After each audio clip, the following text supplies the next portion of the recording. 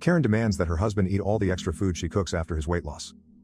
I, 37, male, and my wife, 35, are currently cooling down from an altercation in which I told her unequivocally that she needed to make less food in the future or I would continue to not eat it. The backstory is really basic and it does not jeopardize our marriage or cause any severe problems. As a basketball player, I'm getting older, and my knees are giving out. At the end of lockdown, I weighed roughly 196 pounds and stood 5'9". I realized I needed to make a change and get back down to my pre-lockdown weight of around 163 pounds. Now, I'm down to 70 kilograms, and I'm pleased with my development. I intend to make this my new normal as I grow older. However, my wife isn't overjoyed. I've lost all of my weight and there are no love handles for her to play with anymore. Most upsetting for her is that I don't eat as much as I used to. We rotate cooking tasks every day and when it's my turn, I usually make just enough. But when she prepares, there's usually enough food to fill another dish. My wife is too small to eat it and I'm now a guy who doesn't either. I always recommend that we save it for dinner the next day. I don't have breakfast, and lunch is provided by my employer. Time at work for a time, the leftovers soon ended up in the garbage, and she'd ask me to make something new instead. Although things have been mostly great, she does not hesitate to observe that men should be eating seconds or thirds. It's simply the Japanese way for her. She's Japanese, and we live in Japan. She remembers her father joyfully asking for seconds and thirds. She is becoming increasingly embarrassed that her spouse dislikes her cuisine, although I enjoy it. Her cooking is excellent, and I eat as much as I can when she prepares it. It's just that she earns too much. We've talked about her portion sizes, but it always comes down to letting her cook her way. This all boiled over earlier today when she asked if I wanted a second plate of excellent fried chicken, and I declined since I was just too full. She replied, "Are you going to throw away all of this chicken? That's incredibly wasteful." I knew I was responding incorrectly, but I still said, "You are wasting all of this chicken. I told you to prepare less food. I have been telling you for months. I don't see you eating the chicken either. You're the one wasting money and effort on extra food that I won't eat, and that won't change." She's now in bed after crying, and nothing I said helped her feel better. I'm downstairs writing this. I know my attitude was incorrect at the time, but have I been a jerk throughout this weight loss journey, or at least when it comes to my wife's cooking? Should I have just swallowed it up and eaten her entire meal? Comment 1, not a jerk. You've already said a lot about it. She should have to eat whatever leftovers she makes. Hopefully, this is not the case, but she could be unintentionally undermining your weight reduction. Comment 2, not a jerk. It is an Asian phenomenon. Food means love. I'm Chinese, and my mother regularly overcooks and then comments on all of our weights. It took almost 20 years and all of the kids moved out for her to finally cook less, or at least enough so that everyone was finished and there were no leftovers when we visited her. Simply tell your wife that you do not perceive food in the same manner. Food provides sustenance, and overeating is a dangerous habit. Excess weight at your age causes health concerns, and if she cares about you, she would not want that. Just keep repeating it while telling her that you still love her, even if you want to eat less of what she prepares. Now to the next story, story 2. My parents threatened to skip my wedding if I didn't invite my sister, who slept with my boyfriend. What happened next shocked everyone. I, 28F, never expected to be in this predicament, yet here I am. My sister Lizzie, 26F, and I used to be quite close growing up. We shared a room in our little suburban home, whispering secrets late into the night and daydreaming about our future. Lizzie was always the more outgoing one, with a talent for art and music, whereas I was the studious kind, constantly buried in a book. Despite our disputes, we remained linked. Our parents, John, 55M, and Mary, 53F, raised us to prioritize family above all else. Dad worked long hours as a construction foreman to support us, while Mom worked part-time and ran the family. They instilled in us a strong sense of loyalty and taught us the value of sticking together through thick and thin. Little did I know how much my familial loyalty would be tested in the coming years. I met Jake, 30M, in my sophomore year of college. He was a senior, personable and popular, with a love of books that mirrored mine. We bonded over our mutual love of classic novels, and we spent many hours in quaint coffee shops talking about our favorite authors. Jake was my first serious boyfriend, and I fell hard and quickly. After graduation, Jake opted to stay in town and work at a local publishing business. Our relationship grew stronger, and we soon began discussing our future together. We moved in together after graduation, sharing a small but comfortable apartment near the city center. Jake was always supportive of my marketing career goals and encouraged me to aim high. Meanwhile, Lizzie had decided to pursue her passion for art rather than attend college. She worked several jobs to support herself while attempting to establish a name in the local art community. I admired her tenacity and determination, even though our parents were dismayed by her decision not to pursue more study. Jake and Lizzie hit it off from the start. They shared an interest in indie music and abstract art, frequently engaged in passionate debates about the newest gallery openings or underground bands. I was overjoyed that my boyfriend and sister got along so well, never suspecting that their relationship would develop into something more sinister. 5 years into our partnership, Jake and I were doing well. We'd weathered the storms of early adulthood together, including job changes, financial difficulties, and the death of our beloved childhood dog. We had even begun casually researching engagement rings online, fantasizing about a future wedding and the family we would create together. In contrast, Lizzie's life was more turbulent. She moved from job to job, trying to make ends meet while pursuing her art. There were times when she'd crash on our couch, and Jake and I would assist her financially. I didn't mind, after all, she was my sister, and I wanted to support her goals. Everything changed on a wet Tuesday in April. I had a large presentation at work and discovered I had left some important data on my home laptop. Knowing Lizzie was staying with us that week, I contacted and requested her to send the files to me. She agreed, and I didn't think anything more about it. Hours later, after completing my presentation, I opened my inbox to locate the files from Lizzie, but there was something else, an email thread that Lizzie had mistakenly left open when she gave the files. My heart stopped as I read the letters between her and Jake, which contained intimate information and arrangements for their secret rendezvous. I felt as if the ground had vanished beneath me. I left work early, my thoughts reeling, and confronted Jake in our apartment. He attempted to downplay it at first, claiming it was just a few innocent flirtations, but as I revealed more of what I'd read, his justifications fell apart. Jake finally confessed to a 6-month romance with Lizzie. He claimed that it began innocently, late-night conversations when I was sleeping or working late, a common interest for art that grew into something more. He stated he never wanted to hurt me, that he was confused about his emotions. I couldn't endure hearing it any longer and urged him to leave. Confronting Lizzie was even more challenging. I approached her modest studio apartment, my hands trembling as I knocked on the door. When she opened it, her expression sank. She knew I had found out. Unlike Jake, Lizzie did not attempt to offer explanations. She looked me in the eyes and told me she'd fallen in love with Jake, that they hadn't planned it but couldn't resist their feelings. The following several months were a haze of agony and hatred. I moved out of the apartment I shared with Jake and stayed on a friend's couch until I could locate my own place. I put myself into work, picking up extra assignments to keep my mind occupied. I cut off all contact with Jake and Lizzie, blocking their phone numbers and social media profiles. My parents were devastated by the news. They attempted to mediate at first, encouraging me to hear Lizzie out and contemplate forgiveness, but I couldn't handle the thought of being in the same room with her. The treachery was too new, too deep. They eventually stopped pushing, but I could see the sadness in their eyes every time the subject came up. After nearly a year of treatment and self-reflection, I felt ready to date again. I first met Alex, 32M, at a charity fundraiser at the local animal shelter. He was tall, with nice eyes and a kind grin that put me at ease right away. We bonded over our mutual love of dogs and our volunteer experiences at the shelter.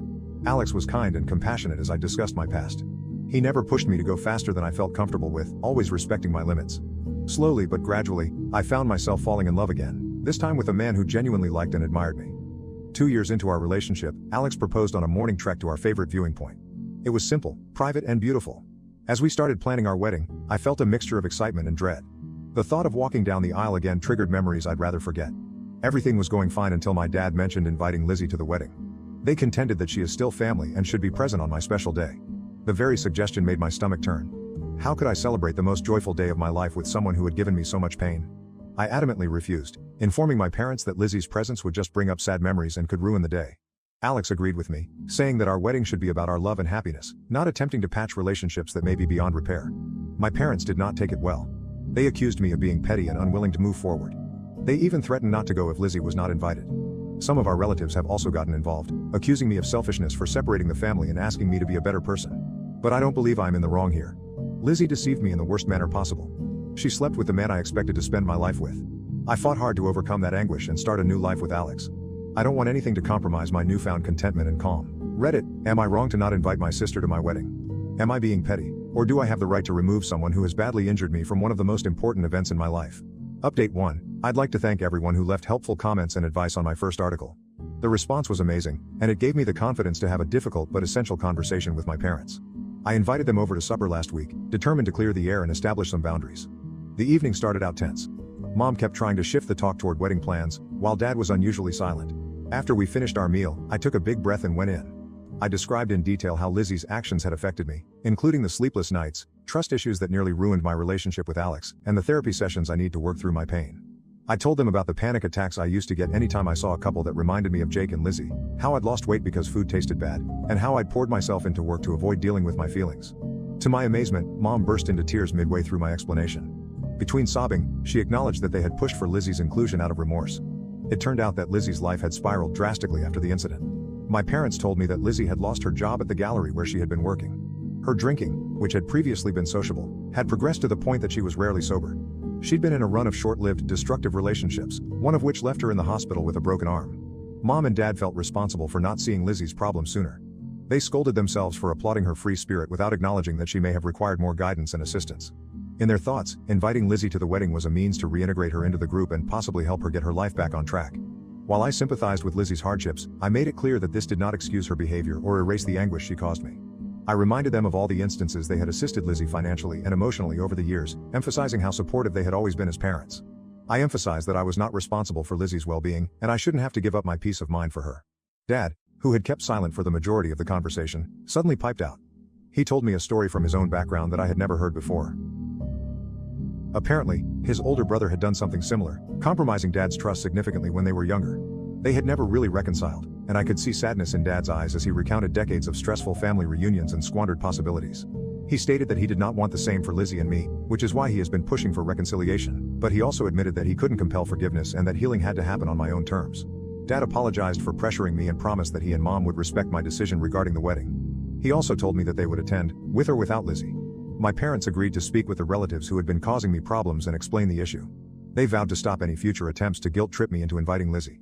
After this emotional chat, I felt as if a weight had been lifted from my shoulders. Although my feelings remained unresolved, I felt heard and understood by my parents for the first time since the ordeal began.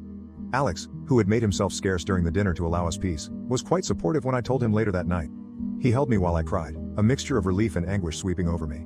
He advised we take a weekend trip to decompress and refocus on our wedding planning. We had a wonderful weekend at a nearby beach town, simply enjoying each other's company and finalizing some wedding plans. We chose our wedding cake, chocolate with raspberry filling, planned the celebration playlist, and even practiced our first dance on the beach under the starlight. This event has increased my appreciation for Alex. He's been my rock through it all, constantly prioritizing my sentiments and wholeheartedly supporting me. I am more confident than ever that I am marrying the right guy. The wedding is now less than 2 months away, and I'm looking forward to celebrating our love with those who actually care about us. I still feel sad about Lizzie's absence, but I know this is the best decision for my mental health and happiness. Thank you again, Reddit, for assisting me in standing my ground and prioritizing my well-being. Your support has meant more than you realize.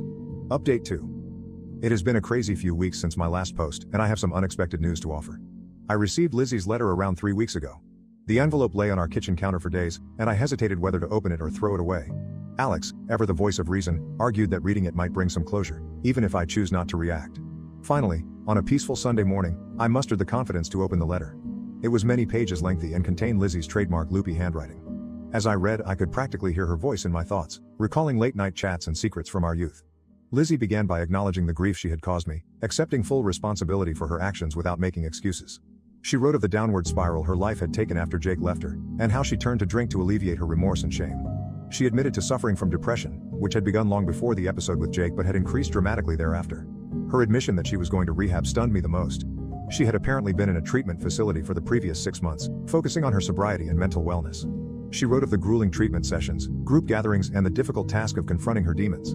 Lizzie mentioned that part of her healing journey was making amends to individuals she had harmed. She clarified that she did not seek forgiveness and respected my decision not to include her at the wedding. Her intention in writing was just to apologize and inform me that she was attempting to become a better person. The letter finished with a story from our childhood. I stood up for her against some bullies at school. Lizzie stated that she had always admired my tenacity and honesty, and that betraying me was her biggest regret in life. I'd want to say that after reading the letter, I felt a rush of forgiveness, but the truth is that I was left conflicted. A part of me remained furious and sad, while another sensed a glimmer of the sisterly affection we had shared. I decided to take some time to examine my emotions before making any decisions. After a few days of deliberation and numerous conversations with Alex, I decided to meet Lizzie at a neutral location, a quiet cafe in town. Seeing her in person after 3 years seemed weird. She looked different, thinner, with black circles under her eyes, but she exuded a peace that had not been there before. Our conversation began awkwardly, with many pauses and hesitant phrases, but as we spoke, it became easier. Lizzie restated what she had said in the letter, her voice breaking with emotion as she apologized once more for the hurt she had caused. She told me more about her sober journey and the work she had done in therapy. Lizzie even showed me a journal in which she had been writing letters to me as part of her recovery, though she had no intention of sending them. Reading excerpts from her genuine unedited thoughts during those sad days was eye-opening.